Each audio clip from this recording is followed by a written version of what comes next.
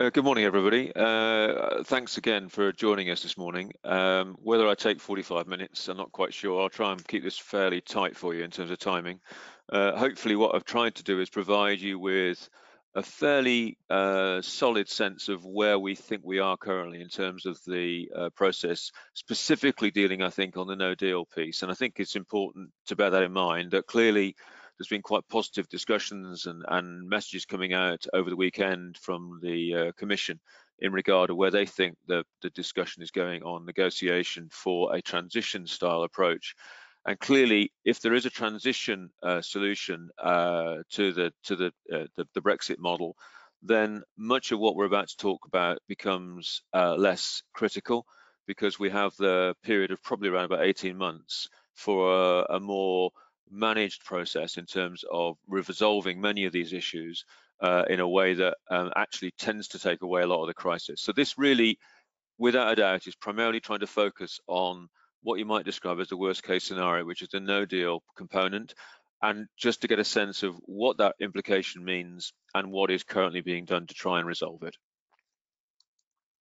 So what I've used really to lead us in is the UK government technical paper that was published in August, because it's highly appropriate and in fact very much helps to summarise in good, clear detail what exactly is the implication behind a no deal situation for the organic sector. So bear with me, it's quite texty. But actually, I thought, particularly if we're going to leave this available for people to take away, it's probably appropriate that it's done in this way for you. So I've pulled specifically text out from the technical paper, and I'll talk my way through it really as we go through it. So firstly, then really, this is clear text that obviously the Defra are very much trying to provide a sense of reassurance around the whole context of maintaining a sense of food standards in both production and labelling. It very importantly, for those of you very much focused in a domestic only sense, which I realise isn't necessarily why you're on the call, but the UK organic central control bodies would continue to have the authority within the UK designation to certify UK organic operators who are trading within the domestic space. So that environment doesn't change at all, whatever happens. It obviously also at the same time, the UK have positioned to the Defra paper an intent to clearly continue to build equivalency deals around the broader international space beyond the EU. And those discussions are ongoing across quite a broad area of countries such as the US, Canada, Japan, South Korea, etc. And the assumption is that those equivalence deals will be ready to be implemented, irrespective whether it's a no deal or whether it's a transition piece, although they can't be formally signed off until the moment of the 28th of March. We'll come back to that a bit later. There is also in the Defra paper an anticipation that clearly the EU would continue to accept organic products, and in this case, from a UK perspective, the UK, if you like, can import products, but it is at the UK discretion. And it's been deliberately written that way in the paper to really demonstrate that the UK is going to use that as a negotiating position to try and force the Commission negotiation towards allowing the export situation to be resolved. So if you like, UK imports, which will involve many of you in terms of materials and product, are really only at the discretion of the UK and Defra. And if they agree that that's allowable, then so be it, and it can carry on. It's not having the same problem specifically in the way the export environment does in terms of needing to get agreement for scope.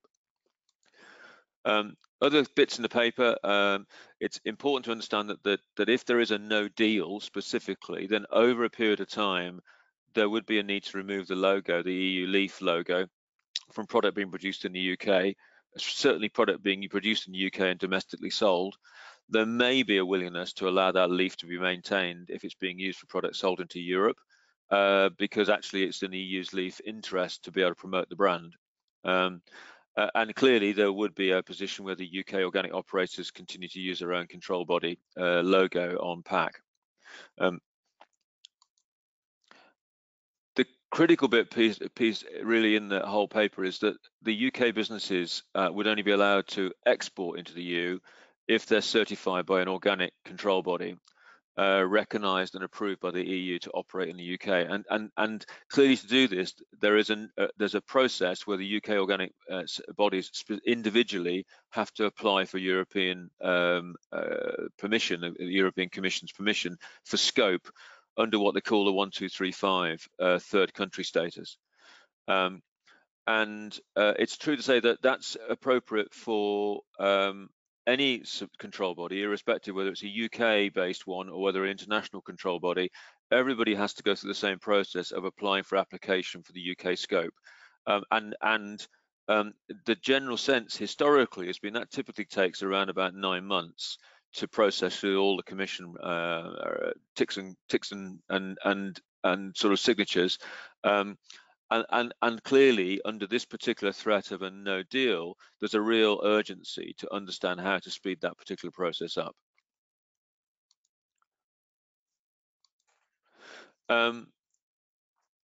Now, the important bit in the Defra paper is that because we are going to retain the EU reg and bring it across into UK law, there is a sort of stated expectation that there will be a willingness to agree an equivalency arrangement with the EU, really almost on a national country basis rather than necessarily on an individual CB basis, and I'll come back and explain that a little bit as we go through, which would allow the free movement of organic goods both ways between the EU and the UK. And this is a key area for discussion that Defra are stating that they're aiming to progress, and aiming to progress it in advance of the 29th of March. And that's really quite a key piece of information, and one that in very recent conversations that we had with Defra last Thursday, they have confirmed that remains their priority approach in terms of effectively having a whole country agreement rather than necessarily having to get the CBs to specifically apply for scopes. As I say, we'll just come back to that in a minute. So it's important, I suppose, overall that generally speaking, there is going to be no major sense of change to requirements in the UK around certification and traceability. All the regs and all the requirements from the regs will be retained and brought across into UK law. However, the other piece that was in the technical paper is the arena of traces in terms of obviously import documentation. And for that matter, you've got certificate of inspection for exports.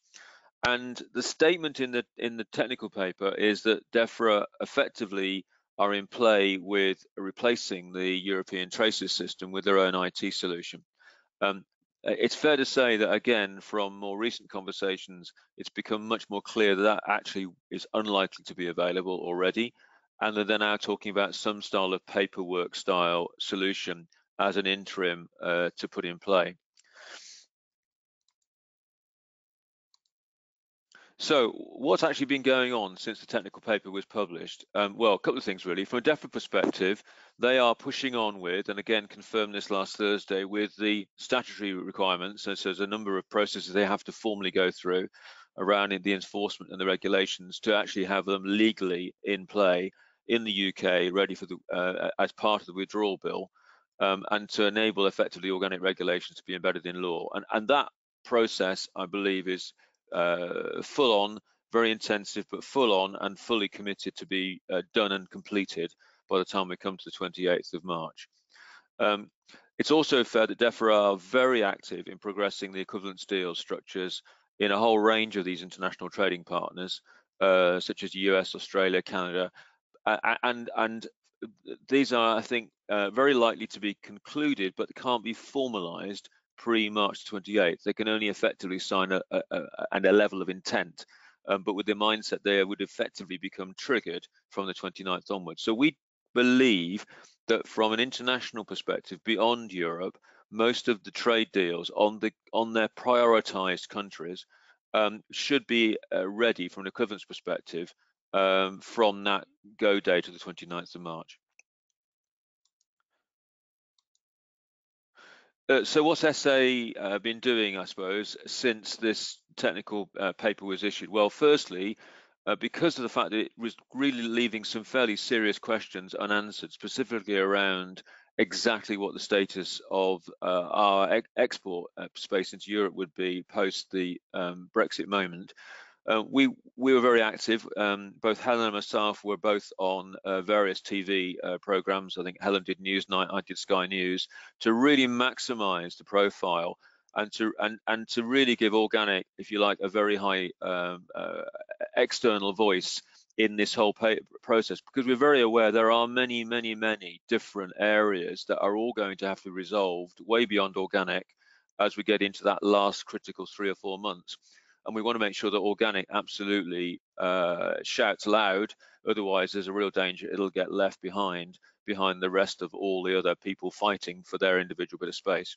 So we really took advantage of that paper being published so early to really raise Organic right to the top of the agenda. And we got some very good, both obviously news coverage and also press coverage around it. And I'm told that has also, by them publishing that paper so early, it's raised Organic very high, right through even to number 10, actually, in the sense that there was a sense of disagreement initially, and then a sense of recognizing the issue in the whole issue of this effectively breakdown of ability to export into Europe without a really clear sense of how to get an agreement. And I think, though, there was a disbelief that was going on, that no one really believed that was actually really what would happen. And I think now there's a real recognition at government that that is a real issue. So I think in that sense, success, really. There's an ongoing dialogue going on with Defra through UCOG, through the OTB, and likewise there's dialogue with IFOAM to ensure that there's lobbying going on at all levels, both in the UK and now with a discussion that took place with IFOAM in Vienna a week ago. They've agreed to effectively to put a positioning paper into the Commission from IFOAM, from a European perspective, to make sure that there really is a recognition that this impacts both the UK and Europe, and it's on both sides of the interest to get this resolved. And we're also really actively trying to make sure we raise this through the UK and obviously EU-based companies, and a number of you are in that sphere today, to really make sure that through your member states, through any organisations you're involved with, any way that you can effectively raise the concerns regarding the need to have a real open process in terms of both import and export. It's best if that can come both from within the UK but also within Europe. A couple of things we've been doing meanwhile. We've pushed on from an international perspective outside the UK to make sure that we've secured down what we think are the best routes forward in terms of giving access to some of the markets such as Japan, the US, Korea. And we've gone into partnership with Cert, specifically around some of these more international areas, to ensure that we provide that access for the licensees. And we also currently offer core ourselves, and we found that as a way, a relatively quite a short, easy way, effectively, to get secondary access to the USA, where NOP sometimes can be quite onerous in terms of some of the requirements. So we're trying to make sure that from an international perspective, beyond the Europe, we've tried to get as much of that covered off as possible in terms of access for the licensees. We've also formally applied for scope for 1235 extension to the Commission, and I've just published there the actual written response we got from the Commission, which gives you a sense of the problem we have. In the fact the Commission replied by saying, "I'd like to stress that such a request is premature, as negotiations on withdrawal of the United Kingdom from the European Union have not yet been concluded." Effectively, what they told us is to come back once we had left Europe, and then we could apply, and that clearly is the whole hub of the problem. We've also and obviously the United Kingdom situation needs to be resolved first from a European perspective before they're prepared to move into discussions with us. As an aside, we also have investigated setting up in Ireland in the sense of setting ourselves up effectively as a European-based certifier alongside our UK base, as a way of thinking that may be a useful tactic to provide a fast-track route through the Commission post the 29th of March if we are in that level of crisis, because we wonder whether they may be more inclined to prioritise their European CBs first. Unfortunately, the Irish authorities' response is, as you can see there, which is in regard to the question raised, because Ireland have a mutual process with UCAS, which made it very convenient for us in terms of trying to get Irish agreement in that they accept UCAS accreditation. Their apply obviously is that the world is now changing. They may not accept UCAS accreditation beyond the UK exit date, and therefore on that basis they may find entering into a service agreement for us currently rather difficult. So even where we thought we had an opportunity to go into Ireland, that now becomes challenged in terms of what to do. Although I will say, actually, we've decided to push on anyway under the UCAS agreement up to the 28th of March on the basis that hopefully gives us a fast track way of then converting over to the Irish accreditation body beyond that point. So, sector call for Defra to investigate.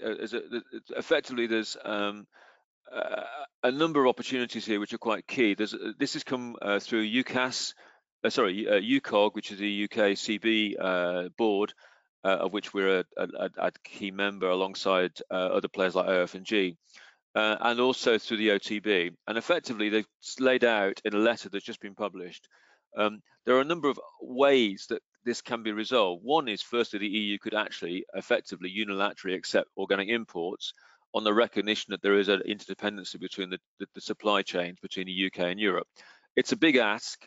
It's not something that's often done within the EU, but it's not inappropriate to put it forward as a way of trying to deal with this particular issue. Bear in mind, we are fully accepting the EU reg space and we operate it in a very clear way.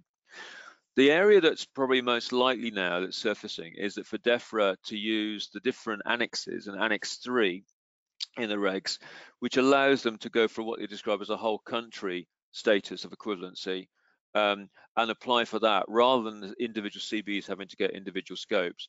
And Defra have stated that's their position that they're going to try and lead with post if we get into a no deal model. However, it is fair to say that there is no history that suggests that those things are anything other than complex and time consuming, again, because of the approval process through the EU. But I suspect under that particular crisis, they may be fast trackable in what will be a very unprecedented situation. And that will be a necessary for a whole raft of different areas of movement of food between the UK and Europe and vice versa. And you do sense that under that crisis, there may be a chance to create a new route to get these things resolved urgently, pre the 29th of March. So the next steps really for us is, one, we're continuing lobbying absolutely all over the place, really, keeping it in the public space, keeping huge pressure on through UK and obviously into the EU, really effectively to avoid any sense of a no deal and to emphasize the fact that this really provides such a huge problem in terms of both parties, EU and UK. We're supporting the iPhone paper that's being used to lobby the Commission. We'll continue to apply to Ireland to try and have that as a contingency process for us in terms of status inside of Europe. And we are pushing very hard with Defra to make sure that they clarify their position on which way they're going to manage the EU discussion if we get into a no-deal model. And to be able to provide this solution to allow continuity of imports and exports between the EU and the UK.